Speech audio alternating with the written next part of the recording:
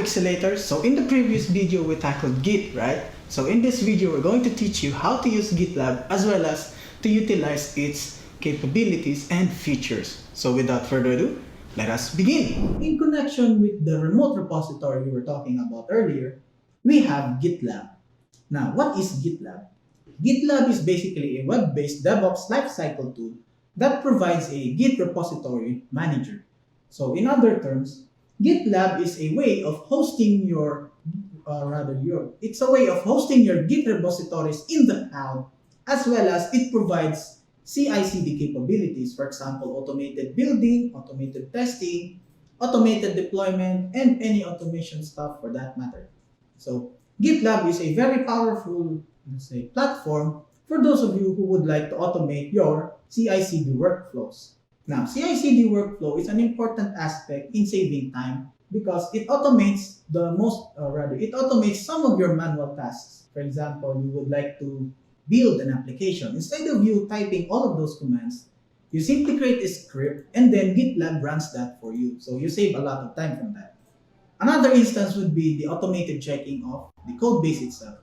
So every time you commit you push to the remote repository, what happens is GitLab automatically checks your code and then returns a value if it is a false one or a true one. With that in mind, it also reports you about the status of your pipelines. So in a sense, you have complete control of your DevOps lifecycle using GitLab itself. So for more information, you can simply head over to gitlab.com. Now, you might ask, since we are now aware of GitLab, how do we create a GitLab repository? So in order to create one, you need to simply first create your own GitLab instance. So later on, we're going to show you how to create your own GitLab instance. And then after you create your GitLab instance, you need to add that remote repository to your own local repository. Now remember, GitLab is in the cloud, right?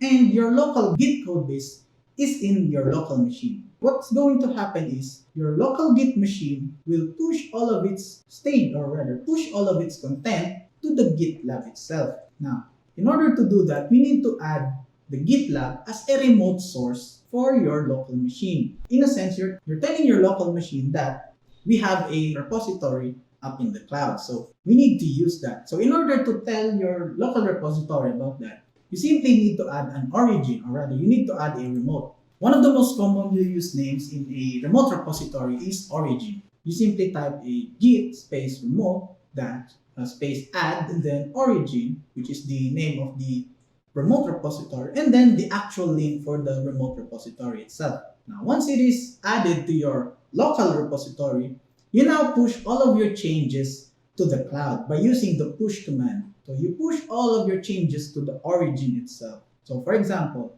here you can see that we have set up a simple training ground. So in this example, you say let's have a training ground.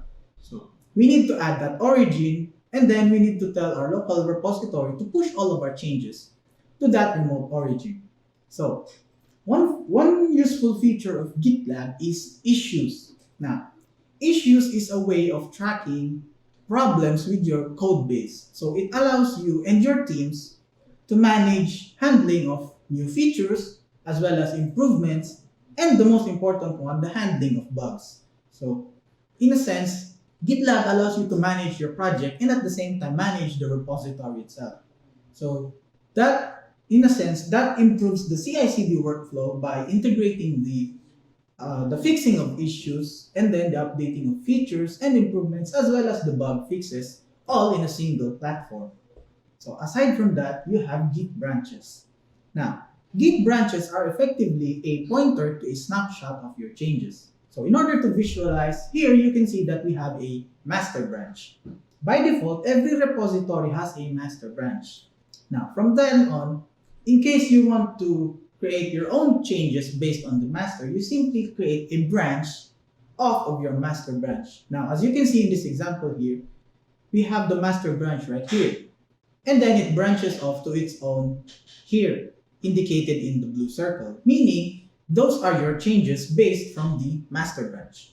Now, meanwhile, as you work on your code, the master branch updates itself as well. So as you can see, you have two changes right here. And then based on this latest change right here, without you merging yet to the master branch, somebody else is working on this instance. So now you have two branches. The branch where you work at, as well as the branch where somebody else works at. So now you have two branches based on the master branch itself, which is originating from different points in time. So in our case, the blue changes, which is our work, starts from the very first or the very beginning of the branch. Meanwhile, the other one's work starts in the middle of the master branch. So with this philosophy in mind, or with this practice in mind, you can visualize that you can change the code itself, including, or rather, in connection with other, let's say, other developers. So you can simply code as many times as you want without disturbing the other users or other developers. So later on, once your work is done, you need to merge your work back to the master, as you can see right here. So now your work here is merged to the master branch here. And then the colleague's work is again merged to the master, meaning someone else's work is put on top of your current master branch. That means at that point in time, which is in the end right here, you now have both your works integrated into the master branch itself. So that is one of the visualizations when it comes to collaborative workflow. So you can imagine that each of your developers have their own branches working in isolation from the main branch, which is the master, without affecting the rest of the developers. So they have their own instance to play with and to tinker with without being afraid of breaking changes, because they can simply revert back in time. Now, in order to check branches, you need to simply type the command git branch. So the git branch is a command for checking out branches as well as listing branches, adding and removing branches. So in order to make a branch, you need to simply type the git space branch and then the branch name itself. And then after creating a branch, you need to check out to that branch. So meaning, once we created the branch, we're going to move ourselves inside that branch. So in order to demonstrate, let's head first to GitLab itself. As you can see, here we have our own GitLab training repository. So for those of you who would like to visit this repository, it is publicly available and you can visit it by heading over to this link right here. It's going to send the link to you in order to visit this as well. Here you can see that we have a GitLab instance. So in order to create a GitLab instance, let's say we're creating a new one, what we need to do is first we need to head to menu and then we're going to set your projects. And then based from that, you're going to select new project. So you're going to see this part right here. Now you have four options. Either you create a blank project, you create from a template, you import your own project, or you run a CDCI script. In this case, we're going to create a blank project. For this one, what you need to simply type here is the project name itself. Let's say training repository or something like that. And then you're going to set the description in order to make it more readable later on. So let's say training repository. And then you're going to set it to public in case you want your repository to be accessed without any authentication, meaning it's public. But for those of you who would like a private repository, you simply click this radio button. And then it says here that project access must be granted explicitly to each user, meaning nobody else can access your repository unless you allow them to. Again, also, if this project is part of a group, or in the case a group project, the access will be granted to members of the group itself. So they will inherit those permissions. So if you click create project, it's going to redirect you back to where we first were. So in this case, here. So after you click that create project, you're going to be redirected right here, which is the GitLab training repository. Now, once you're here, we're going to give you a quick tour of GitLab itself.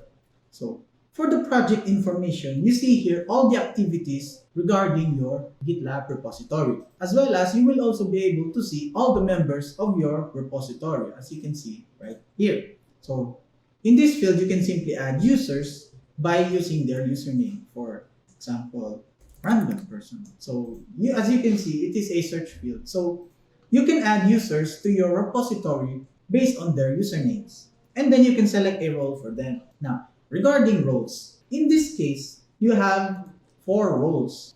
So for the maintainer, he has almost a strong, or rather, he is almost as close to the owner itself. But the difference is he cannot delete the repository itself because only the owner can delete that. So for the developers, they have a limited set of functionalities in a sense that they can only submit, they can push, and then they can ask for merge requests. But they cannot fulfill the role of maintainers, which is accepting merge requests as well as closing issues.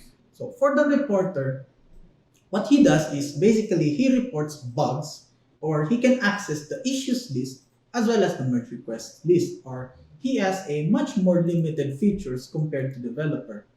And then lastly, the guest.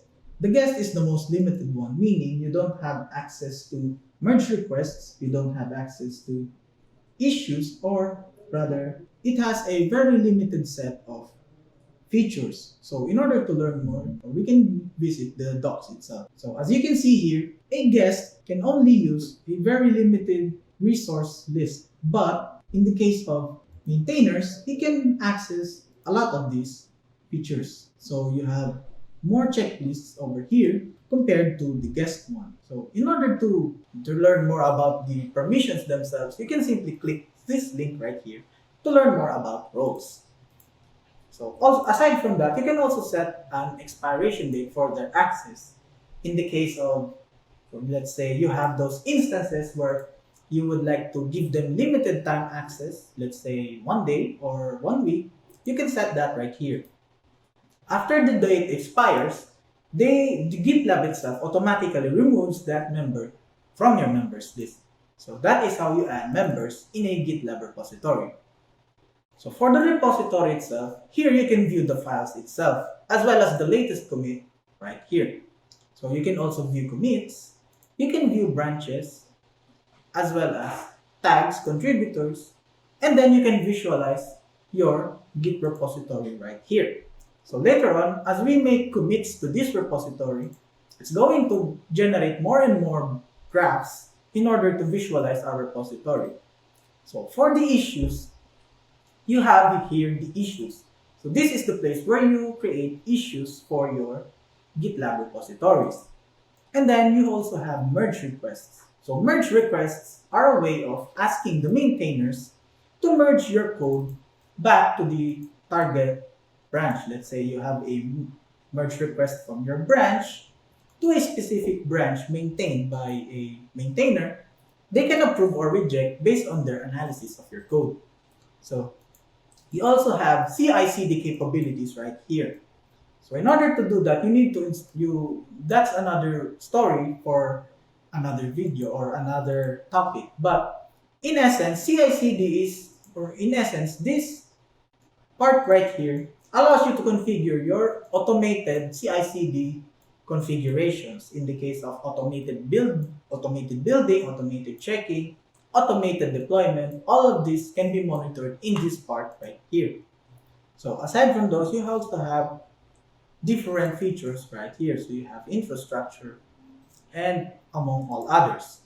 So here you can also view the settings, the parts of your repository that you can change. Based on your user permissions, you will see a limited features here. So it all depends on your permissions. So going back, now we can go back here, right? So this is our initial repository state.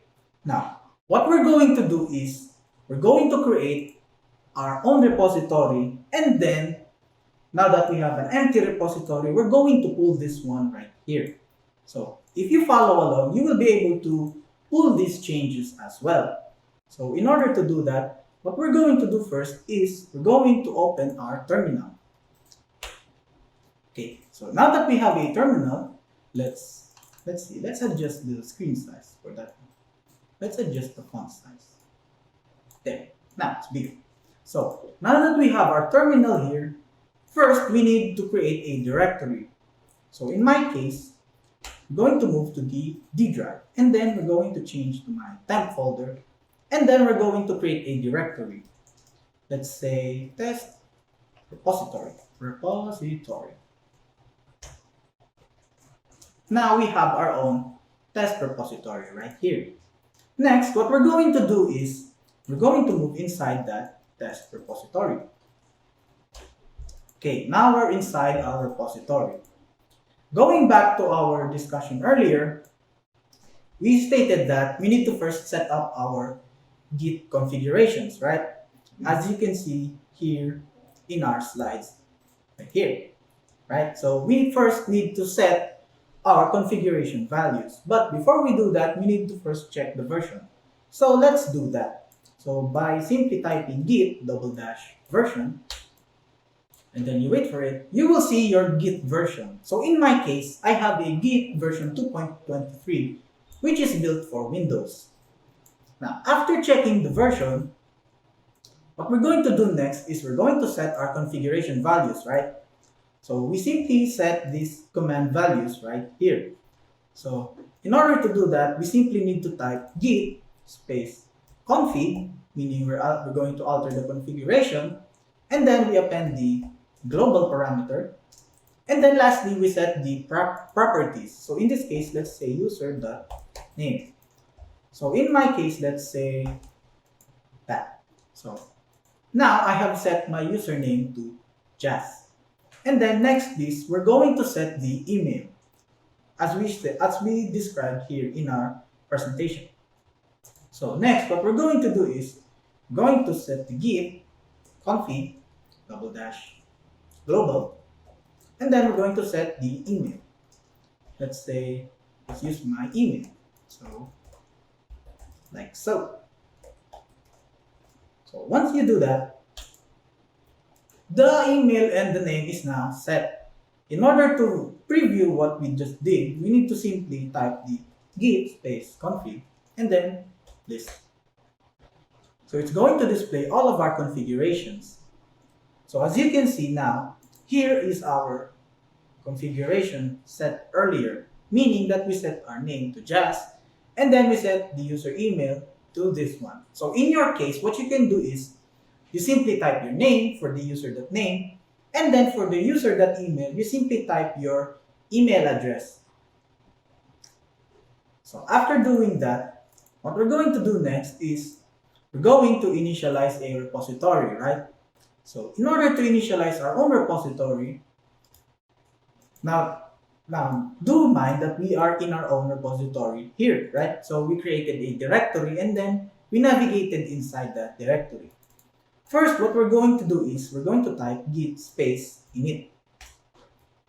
Now we have an empty Git repository in this location right here. Next, what we're going to do is we're going to add a remote repository, right? So we're going to add the GitLab instance. In our case, this one. So we simply need to copy this, and then we need to add a remote.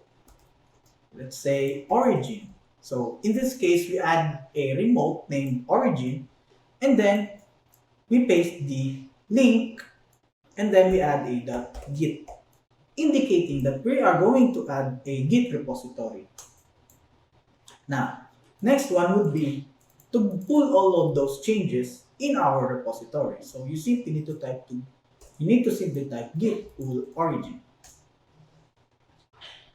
Now what's going to happen is it's going to pull the changes. So next, in order to pull for that, you need to type the branch itself. So in this case, you're going to use master. Okay. So we don't have a master yet. Oh, so it's me. So in this case, we have a main branch name here.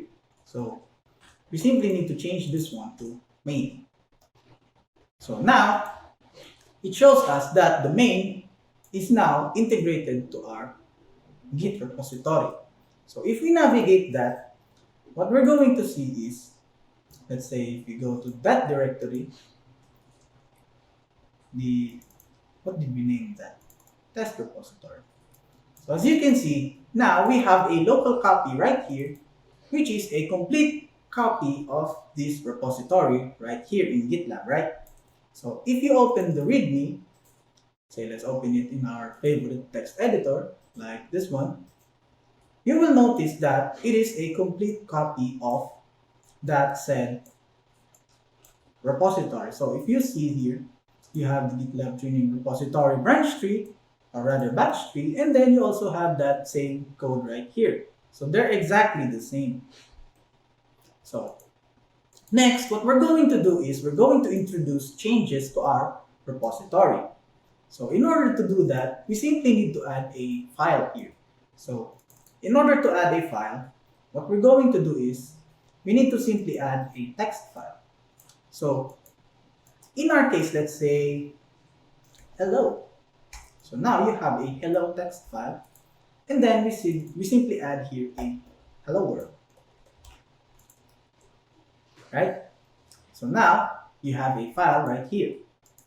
In order to not collide with the master branch, we need to create our own branch first. So in order to do that, we need to type git space branch to show us what our current branches are.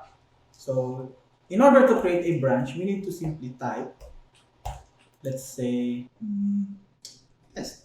Let's add my name. So test just. Okay. So we need to type git space branch like that, and then we add the branch name. Let's say test just. So what it's going to do is it's going to create a branch. So if you type git branch, you now have two branches, which is the master and the branch that we just created earlier. So in your case, you can create your own branch names as well, in order for us to not collide with each other. So once that we have our own branch, we can check out to that branch. So we simply type git space checkout, and then we type the name of our branch. Now it tells us that we're in that branch right now. So if you type git branch again, you will see that the highlighted branch is our own one, meaning we're modifying our own branch instead of the master branch. So now that we're safe and sound, we can modify this text file like so. And then, in order to stage that file to commit, or in order to stage that file to be committed, we need to simply type git space add, and then we add the text file name. So hello.txt. What it's going to do is it's going to stage that file for committing. So if you type git status, you will see that we have changes ready to be committed. So you have a new file right here. That is how you stage files to be committed. Now, once that we have that staged file right there, what we're going to do next is we're going to check out, and then we're going to add a message. So now we have git, or rather commit. So we're going to commit that change. So now you have git commit, and then we're going to add a message. Let's say, like we said earlier, we're going to use action verbs for the first word. So let's say added text file. So at the first glance, you know that based on this commit message, we added a text file. So it's more time, or it saves us a lot of time in explaining what the commit does.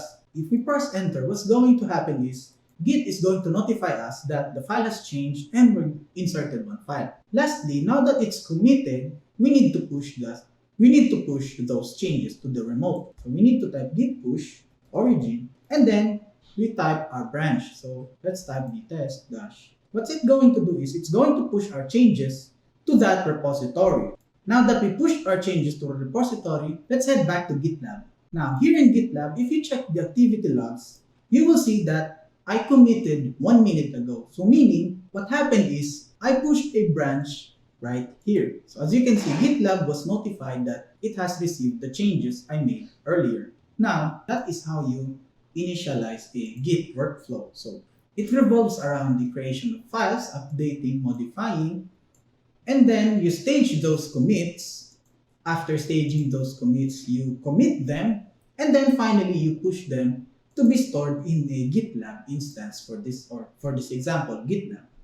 And then after you do that, in order for your colleagues to be notified of the changes, they simply need to type the following command. You simply type git pull, and then you type the origin, which is the URL we inputted earlier, and then you type the branch. So in this case, test jazz.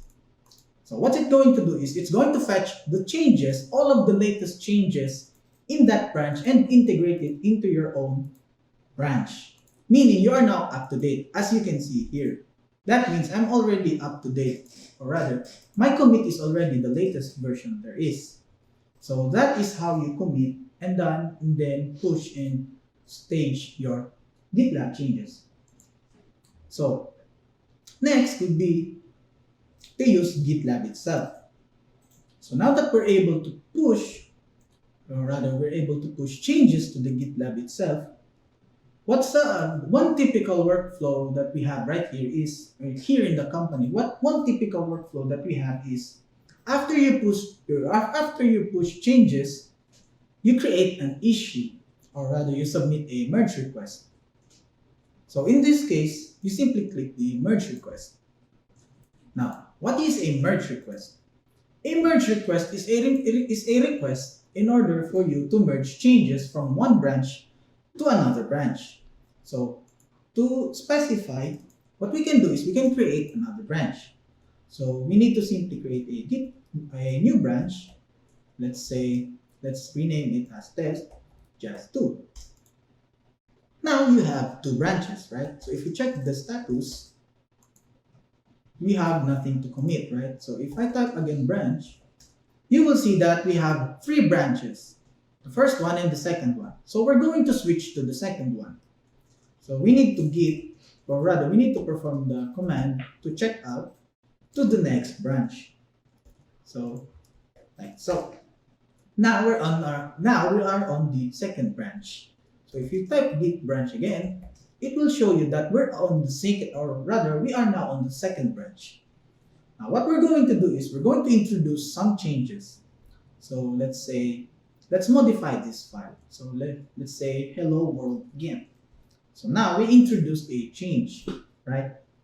Now that we introduced the change, it's going to be detected as something to be committed. So if you type git status, you will see that Git has detected that we modified the hello, the text. So now what we're going to do is we're going to commit that modification. You might ask, where is the add? You can shortcut the adding by you can shortcut the staging by adding a -a command. But for fine-tuning your commits, you can add specific files. So in this case, let's just add all of the files. So we type git commit space -a, meaning all of the changes we're going to push, and then we're going to add a message. In this case, we're going to update the text file. So if you do that, what's going to happen is it's going to commit our change. Now, if we type git log, or rather if we type git status,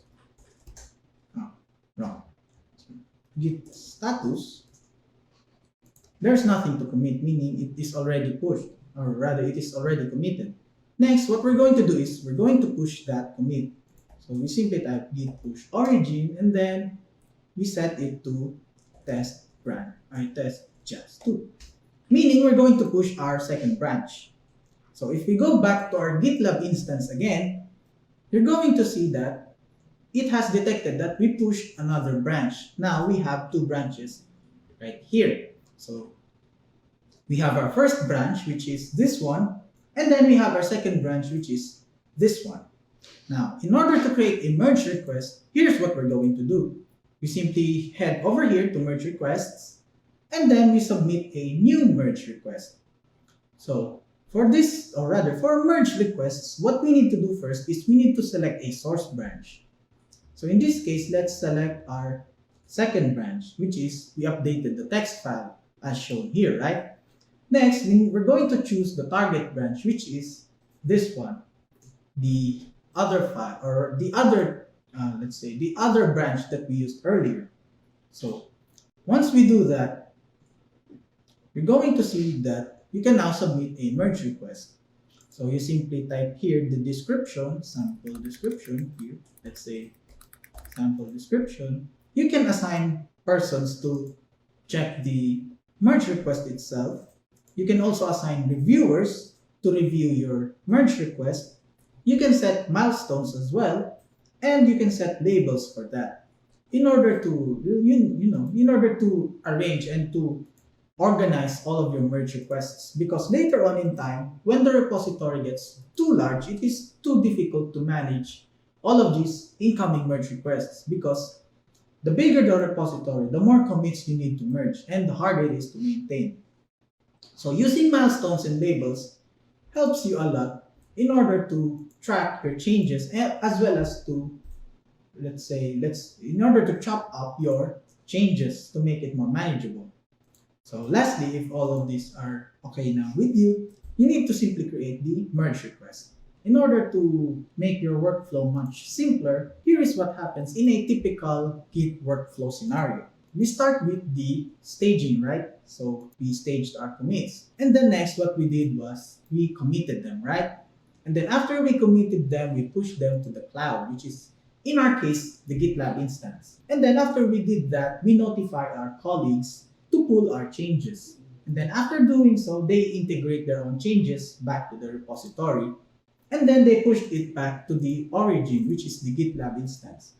So with this workflow in mind, you can imagine that collaborative workflow is not that much, or rather, it's much more peaceful, because you can change your code as many times as you want without breaking each other's code bases. Because what eventually controls what gets merged into the main branch is the merge requests itself, which is what we just showed you earlier. So that is one of the basic workflows of GitLab. If you see this video has been useful for you, please don't forget to click the like button as well as to hit that subscribe button to get notified of our latest updates, as well as when new tutorial videos gets uploaded. Again, this is Joshua from Pixelate. See you in the next video, Pixelators!